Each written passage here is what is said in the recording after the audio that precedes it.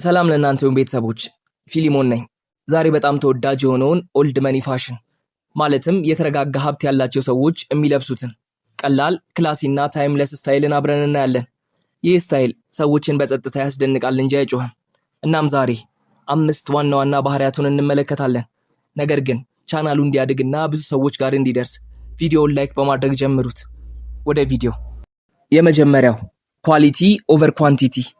ኦልድ መኒ ፋሽን ሰዎች ብዙ ነገር አይገዙም፣ ነገር ግን ጥራት ያለውን ነገር ይመርጣሉ።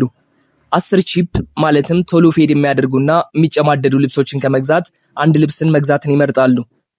ሁለተኛው ታይምለስ ስታይል፣ ዘላቂ ፋሽን። ኦልድ መኒ ፋሽን ተከታዮች ትሬንድ አይከተሉ።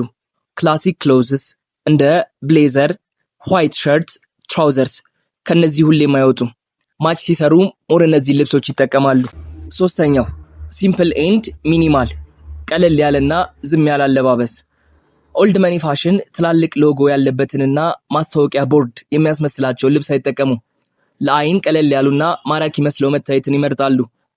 አራተኛ ፐርፌክት ፊት፣ ልክ የሆነ አለባበስ።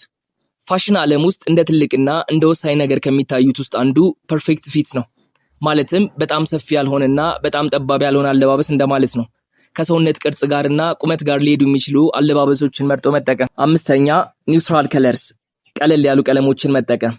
ቤዥ፣ ኔቪ፣ ዋይት እና ግሬ።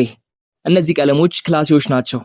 ቀለሞቹ ለእይታ ፈጽሞ የማይረብሹና ረጋ ያለ አለባበስን ከስሜት ጋር የሚያጣምሩ ቀለማቶች ናቸው። እናም እነሱን አብዝቶ መጠቀም። በመጨረሻም ኦልድ መኒ ፋሽን ማለት ሀብታም መስሎ መታየት ብቻ ሳይሆን ጸጥ ያለ ኤሌጋንስ ማለት ነው። እናም ቤተሰቦች እስከ መጨረሻው ስለተከታተላችሁኝ አመሰግናለሁ። ተመሳሳይ ይዘት ባለው ቪዲዮ ድጋሚ እስከምንገናኝ ድረስ መልካም ጊዜ።